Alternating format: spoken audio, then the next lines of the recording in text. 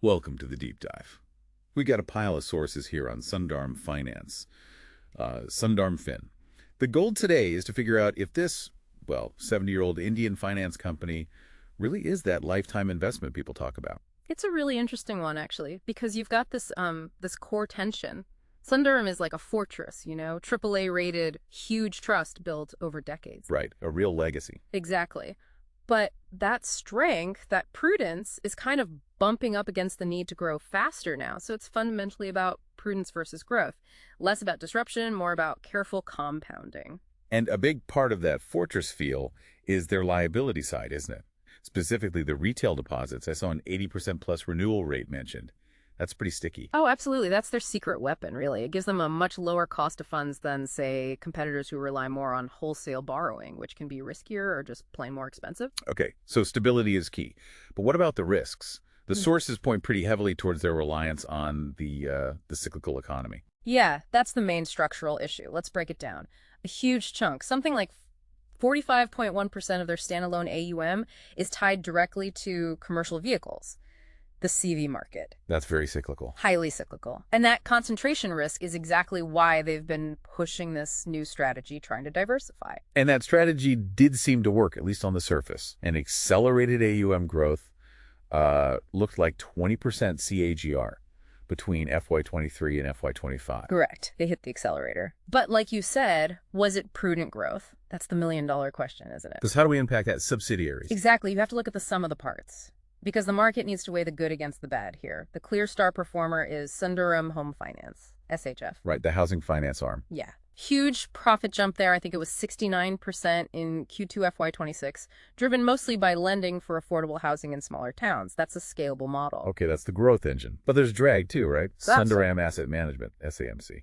Yes, that's the other big piece. And there's confirmed bad news there. They lost that big Kuwait Investment Authority mandate, the KIA mandate. How big was that?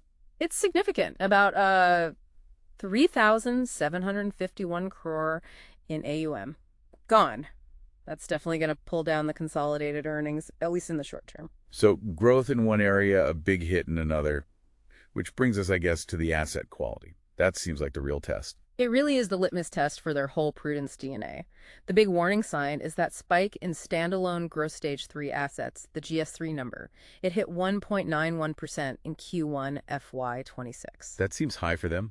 Management said it was temporary, something about government payment delays hitting their borrowers. That's the official line. And it could be temporary, but this GS3 number is the one thing you, the listener, really need to keep an eye on. So if it drops back down next quarter, Then management was probably right, just a blip. But if it stays high or climbs, that suggests maybe the fast growth did come at the cost of underwriting quality. It questions that 70-year track record. okay, crucial metric to watch.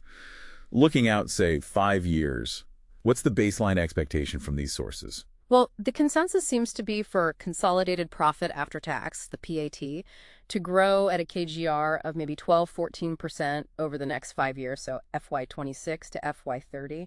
That sounds steady, but not explosive. Exactly. It reflects SHF's growth being sort of canceled out or at least dampened by the drag from SAMC. Reliable, but not setting the world on fire. But the market seems to like reliable. The valuation looks quite high compared to peers. It does. The PE is up there, around 26.6x. Compare that to Shram Finance, a major competitor, at roughly 14.3x. That's a big difference. So that's the prudence premium in action. Pretty much. The market's paying for that stability, that AAA rating, that downside protection you just don't get as strongly elsewhere. It's not really paying for super high growth. All right, so wrapping this up, the final verdict seems to be, yes, Sundaram Finance can be a lifetime holding, but it depends heavily on what you prioritize. Absolutely. If you want capital preservation, low volatility, steady compounding, it fits the bill. But that's if management pulls off this growth pivot without damaging that core cautious DNA. Okay, makes sense. And maybe a final thought to leave you with. Is there a risk of a prudence trap? Could they be too conservative, too cautious, and end up slowly losing ground over the long term to faster-moving competitors, even with that AAA fortress? Something to think about.